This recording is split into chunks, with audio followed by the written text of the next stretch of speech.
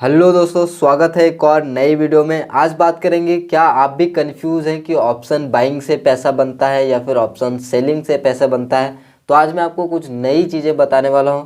अगर आप option buying करना चाहते हैं तो उससे कैसे पैसा बनेगा, उसका क्या प्रोसेस होता है, आज मैं आपको डिटेल्स में बताने वाला हूँ। साथ ही साथ अगर आपके मन में ये भी कन्फ्यूज़न हो रहा है कि क्या ऑप्शन बाइंग से हम इन फ्यूचर पैसा कमा सकते हैं या फिर नहीं कमा सकते हैं, तो मैं आपको विद लॉजिक बताने वाला हूँ कि एक्चुअल में आपको किस चीज़ पे फोकस करना चाहिए।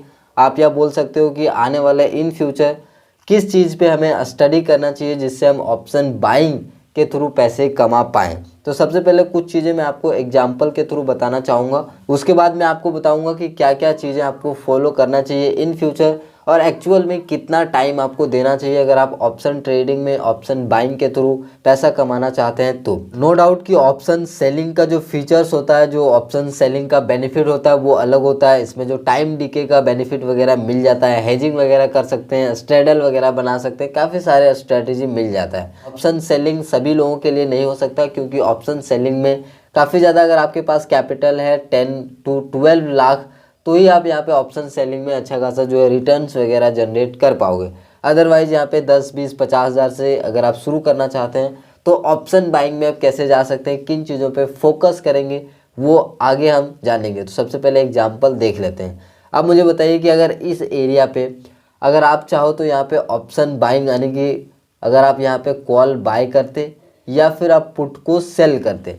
पुट सेल कौन करता है? जो सेलर्स होते हैं वो पुट सेल करते हैं। पुट सेल तो उनका व्यू क्या होता है? ऊपर जाएगा। और जो बायर्स होते हैं वो क्या करते हैं? कॉल बाय करते हैं, उनका व्यू ऊपर के लिए ही होता है। तो इस एरिया पे आप मुझे बताओ, चाहे वो कोई भी बायर होगा चाहे वो सेलर होगा, अगर वो इस डायरेक्शंस के लिए ट्रेड लिया होगा और मार्केट अगर उनका अपोजिट डायरेक्शंस में जाता है तो क्या उनको प्रॉफिट होगा? आपका आंसर होगा नहीं। क्यों नहीं होगा? क्योंकि यहाँ पे टोटल डायरेक्शन ही अपोजिट हो गया। तो इसी में इसका आंसर है कि आपको फोकस करना है डायरेक्शन के ऊपर। अब डायरेक्शन के ऊपर आप फोकस कैसे करेंगे वो हम आगे जानेंगे। फिलहाल मैं एक दो और एग्जांपल आपको दे देता हूँ। जैसे कि यहाँ पे भी सेम एग्जांपल यहाँ पे भी आप देख सकते हैं। सपोज दैट कि अगर यहाँ पे कॉल को बाय करते हैं, ठीक है, कॉल बाय, या तो जो सेलर्स होगा वो क्या करेगा? पुट सेल करेगा। दोनों बात एक ही है। सेलर जो होंगे वो पुट को सेल करते हैं, जो बायर होंगे वो कॉल को बाय करते हैं। सेम नीचे साइड के लिए भी उल्टा ही होता है। तो यहाँ पे जैसे मान लीजिए यहाँ पे कोई कॉल को बाय करता है, कोई बायर या फिर कोई सेलर है, वो यहाँ पे पुट को सिंपल सा पुट को सेल करता है। तो दोनों का डायरेक्शंस क्या है? अप साइड के लिए। और मार्केट इस तरह से उसी डायरेक्शंस में जाता है। तो किसको ज़्यादा प्रॉफिट होगा? यहाँ पे वैसे तो यहाँ पे सेलर्स को ज़्यादा प्रॉफिट होगा, लेकिन आप मुझे बताओ कि बायर्स को प्रॉफिट नहीं होगा? बायर को भी प्रॉफिट होगा। यहाँ पे बायर्स को लॉस नहीं होगा। क्यों? क्योंकि उनका डायरेक्शन सही है, उसी डायरेक्शन में मार्केट मूव किया है। तो बायर्स को भी पैसा मिलेगा और जो इस पोजीशन इस यहाँ पे जो सेल करेगा उसको भी पैसा मिलेगा।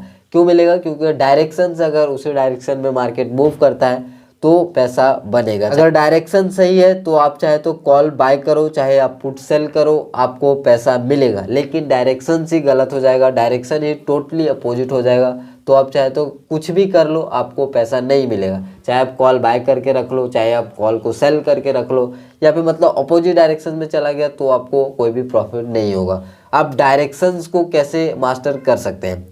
तो ये देखिए यहाँ पे है डायरेक्शन। तो अभी मैंने आपको बता दिया कि अगर डायरेक्शन सही होगा तो ही तो प्रॉफिट मिलेगा। तो आप डायरेक्शंस को सही कैसे कर सकते हैं, इसके कुछ मैं आपको एक दो तरीका बताता हूँ और कितना टाइम लगेगा एक्चुअल वो भी बताता हूँ।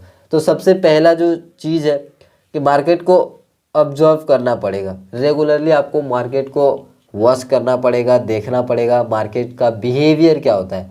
अब ऑब्जर्व मतलब हर कोई तो मार्केट को डेली देखता है, लेकिन आपको क्या देखना है पता है कि मार्केट में कहाँ पे कौन ट्रैप हो सकता है। अभी जो बड़े प्लेयर हैं, ऑपरेटर्स हैं, क्योंकि ऑपरेटर के बिना मार्केट में पत्ता नहीं हिलता, ये आप भी जानते हैं। इस तरह का जो मूव आता है वो कोई भी रिटेलर्स नहीं ला सकता है, ऑपरेटर का ही ये काम होता है। तो आपको ये एनालाइज करना है चार्ट के ऊपर कि ऑपरेटर्स कहाँ पे अपना पोजीशंस अपना क्रिएट कर सकते हैं या फिर अपना पोजीशंस को वो निकाल सकते हैं।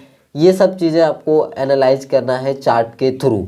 ये चीज़ें आपको बिहेवियर को ऑब्जर्व करना है। अब इस तरह का यहाँ पे मोमेंटम आता है तो ये क्या कोई रिटेलर्स ला सकता है क्या इसको? क्या यहाँ पे रीटेस्ट वगैरह कुछ इस तरह का मोमेंटम आपको दिख रहा है? सॉलिड मूव यहाँ पे दिख रहा है। तो इस तरह का जब भी मूव आता है तो ये होता है ऑपरेटर्स यहाँ पे अपना पोजीशंस बनाते हैं। तो चार्ट पे आपको देखना है, चार्ट की साइकोलॉजी आपको पहचानना है। अब ये एक दिन में आप लोग नहीं कर पाओगे, जाहिर सी बात है कि किस तरह से मार्केट कौन से लेवल पे किसको इनवाइट कर रहा है, क्यों इस तरह से मार्केट चल रहा है, कंसोलिडेट क्यों कर रहा है, इस तरह से आपको खुद से क्वेश्चंस पूछने पड़ेंगे। यहाँ पे मार्केट ब्रेकआउट की क्यों, ब्रेकआउट करने के बाद रीटेस्ट क्यों कर रहा है, टाइम पास क्यों कर रहा है, इस तरह से जब आप अपने आप खुद से क्वेश्चंस पूछेंगे और वो चीज़ें आप चार्ट पे नोटिस करेंगे तो आपको सही चीज़ें पता चलेगी। और तभी तो आप जो है अपना डायरेक्शन को प्रिडिक्ट कर पाओगे, तभी तो आप डायरेक्शंस को मास्टर कर पाओगे। तो पहला काम क्या है कि आपको चार्ट के ऊपर देखना है कि कौन कब ट्रैप हो सकता है, कहाँ से बड़े बड़े मूव आ सकते हैं, क्या वहाँ पे मार्केट अगर जाता है तो क्या फिर से उसी तरह का फॉल आता है या फिर किस तरह का मूव आता है। ये एक्चुअली आपको यहाँ पे चार्ट पे एनालाइज करना है, ऑब्जर्व करना है। जैसे आप एनालाइज करोगे, सिंपल इस तरह का आप लेबल्स कुछ मार्क कर सकते हो यहाँ पे कि इस तरह का यहाँ पे मार्केट आएगा, ब्रेकआउट करेगा, या फिर इस लेवल पे एक्चुअली जो दोबारा आता है तो यहाँ पे किस तरह का बिहेवियर आता है, क्या यहाँ पे क्विकली गिर जाता है, क्या यहाँ पे ही टाइम पास कर रहा है, क्या इसको ब्रेकआउट डायरेक्ट करता है। तो इस तरह का अब जब बिहेवियर देखेंगे, बार बार देखेंगे, तभी तो जब भी एक सेम बिहेवियर मार्केट रिपीट करेगा तभी तो आपको वो चीज़ें पता चलेगा कि हाँ इस तरह का मार्केट पिछली बार कर चुका है तो हो सकता है इस बार भी सेम बिहेवियर रिपीट हो जाए। दूसरा चीज़ आपको क्या करना है, दूसरा चीज़ आपको करना है कि सेम इंस्ट्रूमेंट में ट्रेड करना है। अगर आप निफ्टी 50 अगर आपको पसंद है तो निफ्टी 50 ट्रेड करिए, बैंक निफ्टी पसंद है तो बैंक निफ्टी ट्रेड करिए, अगर फिर निफ्टी पसंद है तो फिर निफ्टी को ट्रेड करिए। लेकिन लोग करते क्या है पता है, मार्केट जिस दिन एक्सपायरी रहेगा, सेंसेक्स का एक्सपायरी है तो सेंसेक्स का चार्ट लगाएंगे, मिड कैप का एक्सपायरी है तो मिड कैप का चार्ट देखेंगे, फिर निफ्टी का एक्सपायरी है तो फिर निफ्टी का चार्ट देखेंगे। तो यहीं पे बहुत बड़ी गड़बड़ हो जाता है। क्या गड़बड़ होता है पता है कि उनको कोई भी सेम इंस्ट्रूमेंट में ट्रेड नहीं करते हैं तो उनको एक्चुअल में जो बिहेवियर है वो उसको पता ही नहीं चलता कि कितना दिन मार्केट साइडवेज रहेगा, कितने फेज जो है। मान लीजिए मुझे इस दिन का मुझे पता था कि अब जो है मार्केट साइडवेज हो सकता है। क्यों हो सकता है? क्योंकि ऑलरेडी मार्केट ट्रेंडिंग हो चुका है, ऑलरेडी मार्केट वोलेटाइल हो चुका है, तो एक मूव जरूर आएगा कि साइडवेज होने वाला। तो ये चीज़ें मुझे कैसे पता है? जब मैं सेम इंस्ट्रूमेंट में ट्रेड करता हूँ, क्योंकि ये चीज़ें बार बार मार्केट रिपीट करता है, तो ये चीज़ें मुझे याद है, तो इससे मैं बच जाऊँगा ट्रेड लेने से। और अगर हर दिन मैं अलग अलग इंस्ट्रूमेंट में ट्रेड करूँगा तो आज तो सोचूंगा बहुत बड़े मूव आ जाएंगे। हाँ, नो डाउट कि अगर आपको एक्सपीरियंस होता है, 4-5 साल मार्केट में आप अगर देंगे तो डेफिनेटली आप अलग अलग इंस्ट्रूमेंट में बाद में ट्रेड कर सकते हैं। तो ये है यहाँ पे दूसरा point, trade in same instrument. तीसरा जो चीज़ है ऑप्शन बाइंग के लिए स्पेशली कि टाइम कितना लगेगा इन सब चीज़ों के लिए। जो भी मैंने ये सब बताया वो सब लॉजिक के बेस पे है, कोई भी चार्ट पैटर्न नहीं है। ये ब्रेक हो जाए, 15 मिनट का कैंडल ब्रेक कर दे तो बाय कर लो, नीचे सपोर्ट ब्रेक कर दे तो सेल कर दो। ये इस तरह का आप लोग अगर काम कर रहे हो तो उसमें कोई भी ऑप्शन बाइंग के नज़रिए से मुझे प्रॉफिटेबल होने का कोई भी, आपको फोकस करना है तो आपको फोकस करना है लॉजिक के ऊपर।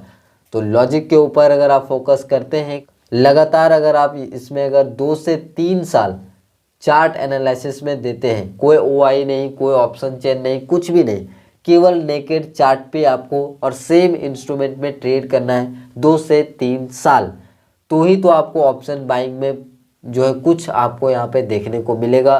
तभी आपको जो चीज़ें जो है रियल चार्ट आपको समझ में आएगा। आप ये सोचोगे कि हर दिन नया चार्ट देखेंगे, कोई कैंडलस्टिक पैटर्न, तो उन सब से इन फ्यूचर तो प्रॉफिटेबल यहाँ पे होने का कोई भी चांस नहीं है। चार्ट पैटर्न, कैंडलस्टिक वो आज के मार्केट में काम नहीं करता है। सारे को सारे जो बुकिश नॉलेज है वो कुछ भी काम नहीं करता है, 1-2 बार काम करता है। ज़्यादातर वो लोग जो चार्ट पैटर्न होता है, कैंडलस्टिक होता है, वो लॉस ही हमें देखने को मिलता है। तो फोकस करना है आपको, सेम इंस्ट्रूमेंट में ट्रेड करना है, लॉजिक पे ज़्यादा फोकस करना है, ठीक है। बड़े प्लेयर क्या कर सकते हैं उस चीज़ पे फोकस करना है, और साथ ही साथ जो टाइम है वो कम से कम 2 से 3 साल आपको रेगुलर मार्केट में सरवाइव करना है। डेली ट्रेड करने की कोई ज़रूरत नहीं, जब अपॉर्चुनिटी मिलता है तब ट्रेड करिए, अदरवाइज चुपचाप बैठे रहिए। डेली कोई ज़रूरी नहीं आज वीकली एक्सपायरी है, मंथली एक्सपायरी है, हीरो जीरो हो जाएगा, ये सब करने की कोई भी ज़रूरत नहीं है। तो आई होप कि अगर आपके मन में डाउट होगा कि ऑप्शन बाइंग करना चाहिए या फिर सेलिंग करना चाहिए, तो इसका आंसर है कि अगर आपको डायरेक्शन आप प्रेडिक्ट कर लेते हो, डायरेक्शंस पे अगर आप मास्टर करते हो, तो चाहे आप ऑप्शन बाइंग करो चाहे आप सेलिंग करो, आपको प्रॉफिट मिलेगा, मतलब मिलेगा। तो आई होप कि आपको ये वीडियो पसंद आया होगा। वीडियो पसंद आया तो लाइक करिए, चैनल पे नए हैं सब्सक्राइब करके जाइए। मिलते हैं अगले वीडियो में, तब तक के लिए थैंक यू।